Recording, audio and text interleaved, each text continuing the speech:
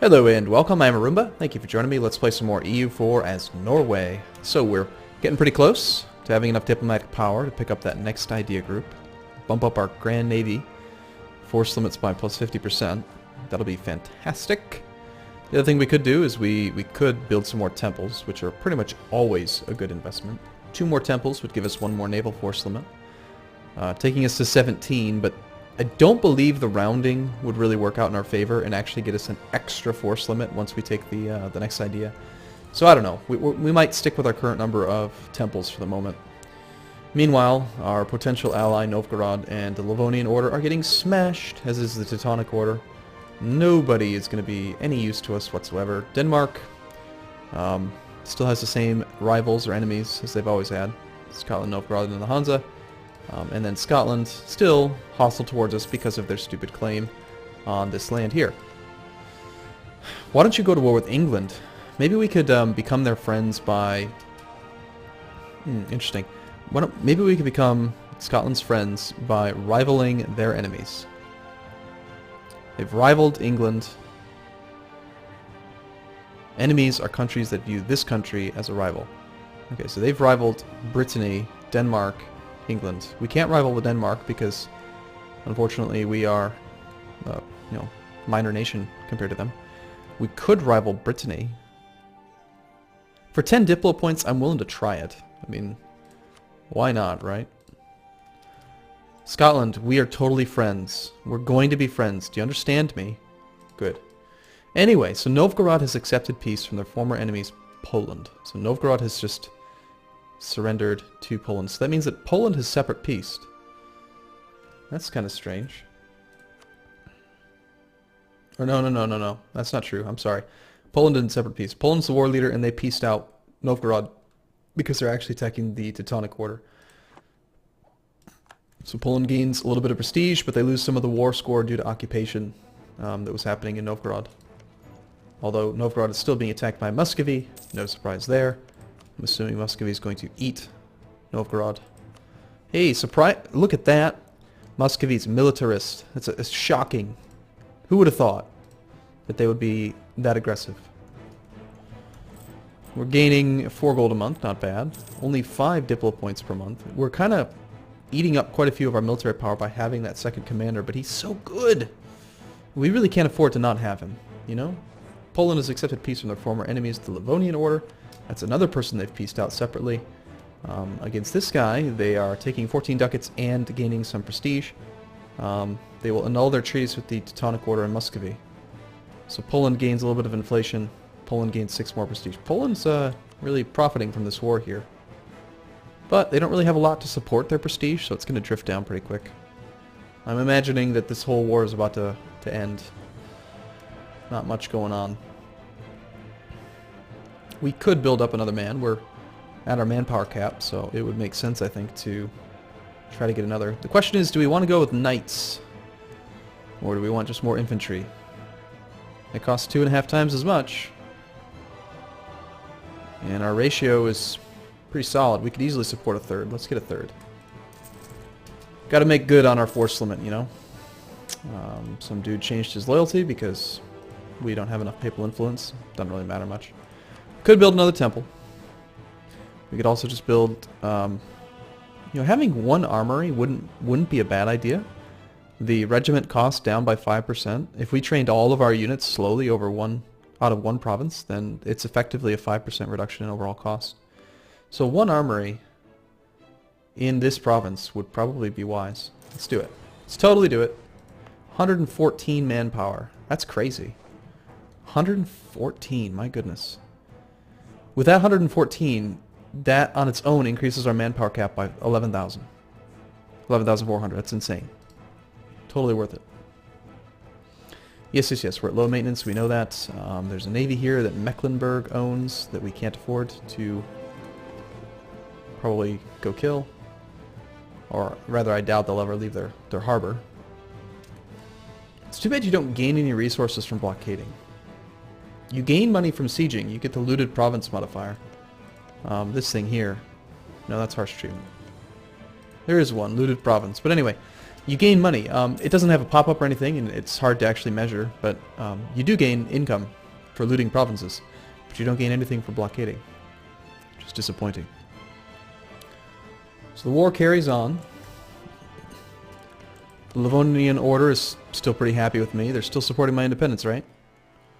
No, they're not. Their neutral attitude towards me. Danish army strength. They're scared right now of Denmark. But it's coming back pretty quick. Norwegian army strength -1, trust -3. It's like they can't decide. Novgorod, on the other hand, threatened attitude towards Norway. They're threatened by me. That's shocking. Well, why don't you improve relations with me, you dummy? Not that you were ever supporting me in the first place, but... Hey, Scotland, are we friends yet? I'm totally hostile to your enemy. The Teutonic Order entered a military alliance with our enemy, Muscovy. So the Teutonic Order with Muscovy. That's interesting. They're not even the same religion, are they? No, they're Orthodox versus Catholic. Why are you guys being friends? Stop it. Alright, getting close though. Only a few more points. Improved blockade tactics. Our use of naval fighting instruction has allowed us to develop much improved blockade tactics, although our enemies will eventually counter them. For the moment, we are really able to turn the screw. Blockade efficiency is up by 20%. Yeah, let's go blockade somebody.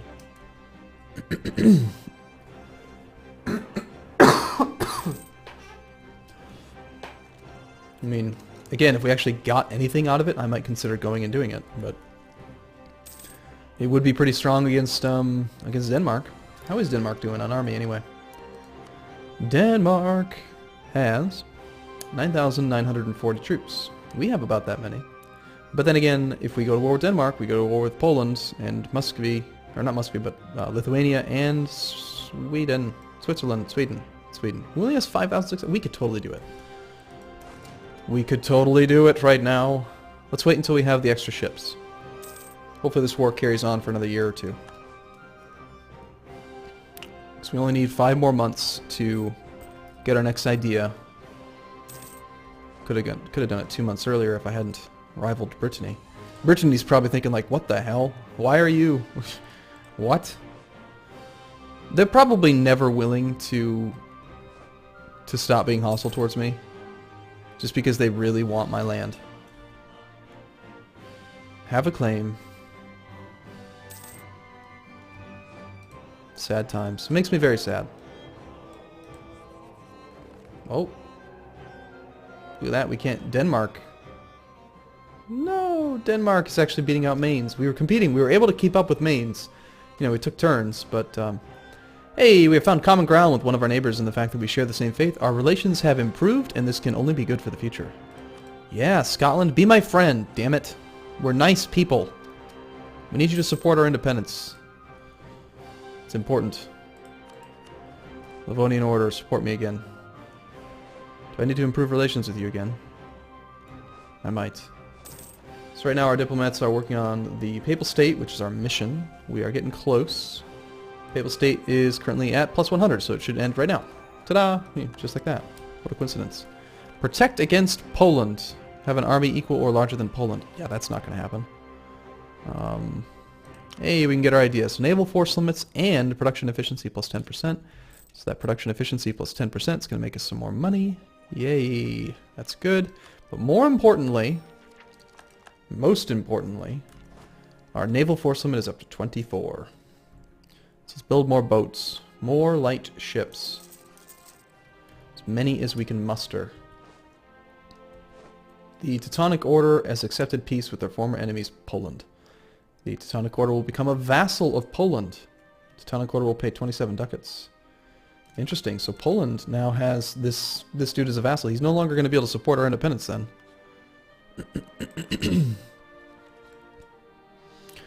The Livonian Order's pretty beat up. Hopefully our navy, once our navy strength gets a little bit bigger, that'll probably flip them. Novgorod's not threatened by me anymore, but we still don't like them. They're not actually willing to support us. They've rivaled Denmark. That's good. What does it say? Not the same religion. Yeah, that's fine. They have to improve relations with me before they'd ever consider joining us. The Hansa is supporting our independence. Okay, so the Hansa. They have 14,000 troops, and they're right next to Denmark. Poland just got out of their war. They've got tons of prestige. Let's see if they actually lost any troops due to that war. Poland has no navy. That's good. Poland has 20,000 troops. Wow.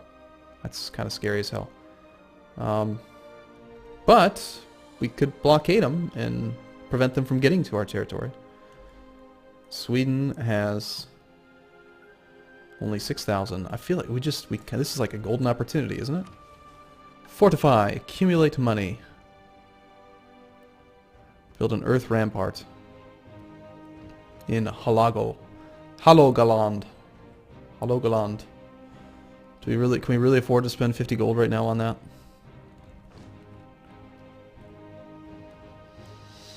Oh god, maybe we should just take out loans, build up to our naval force limit, and just do it. We just have to do it, don't we? Situations where it makes sense to take out loans is when you're going to face an enemy that you have to face them at some point. I think we have to do it.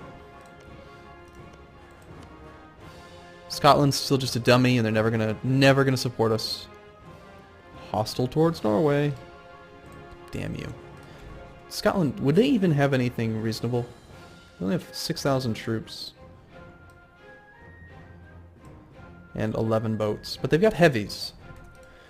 Alright, so we got the Hansa on our side. Let's, if we can get the Livonian Order to support us, then we're gonna attack.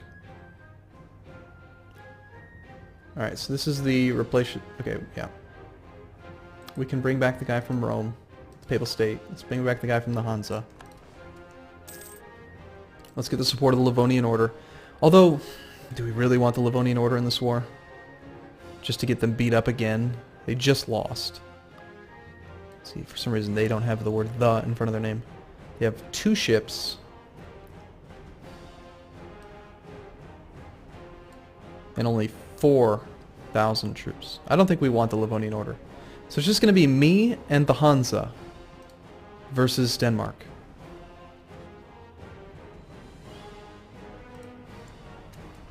Let's check it out. They're allied with Poland and Riga. They rule over Holstein and Sweden, which will aid them. Poland is going to pull in Lithuania. So we kind of have to analyze Lithuania's army as well. Lithuania has 21,000 of their own troops. Oh man, is there any way we can get you to not join this war?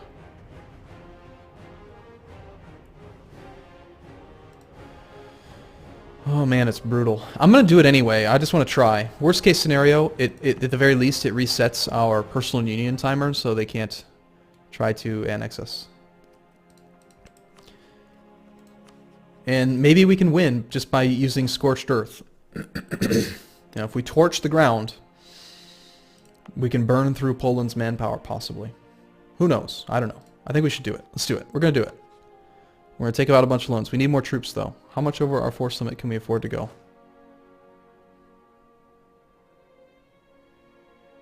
And what's more important? More boats? Oh god, we can blow Denmark's fleet sky high. These ships are only 21% complete.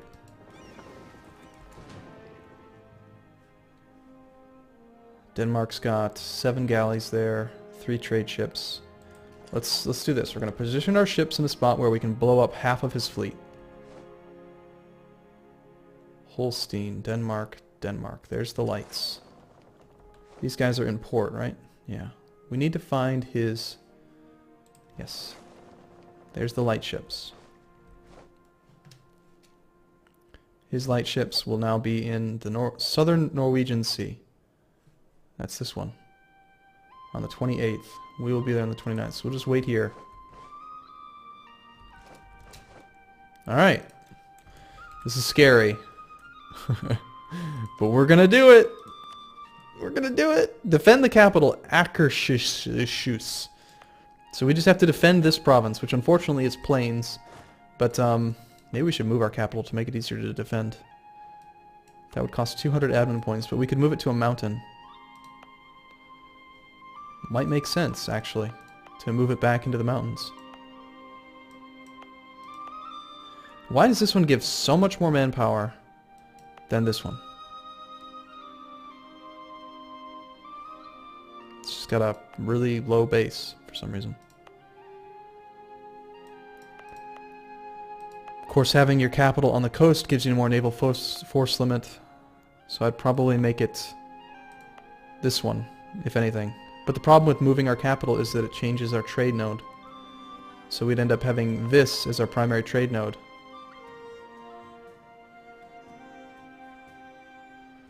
And this trade node, the North Sea, I don't believe it's possible to collect from trade. Or is it? Transfer trade power.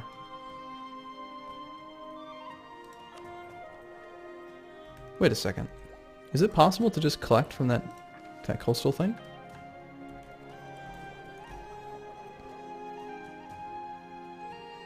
It's not going to take very long. So let's recall the route, recall the merchant. Alright, we're going to wait 15 days. We have to track this fleet down again. That's fine. I want to see if we can maybe just collect from North Sea. And then maybe the North Sea would just be a better trade zone for us to collect from. We have more trade power here. It's a much poorer node, though, than this one. Yeah, we can collect from trade here. I don't know why I thought that I couldn't. If we make this our capital, we would have tons of dominance here. Just swing our light ships over here. The problem is that then anything we expand into Denmark is going to be unproductive, since it'll be downstream from our trade node. But we could expand up into this node, into the White Sea. We could attack Novgorod, which is eventually going to be an enemy of ours. The Baltic Sea feeds into Lübeck. Yeah, I don't know. I just like the idea of having mountains as a defensive terrain. Let me know what your thoughts are. I mean, do you agree with me that it would be very effective, much more effective to have mountains? It'd be like when we played in Venice and we were just hanging out in Treviso and we were just like, come at us. We're hanging out in the mountains, go to hell. You can't kill us because we're in the mountains. Like, it'd be that good. Instead of just being in the plains, where they just show up and smash us. Because if I try to retreat and hide my army in the mountains, then they're just going to siege my capital, and then we get a ticking war score against us. Alright, well, I'm going to take a break here. Let me know what your thoughts are, and I look forward to seeing you in the next video. Thanks for watching. See you soon.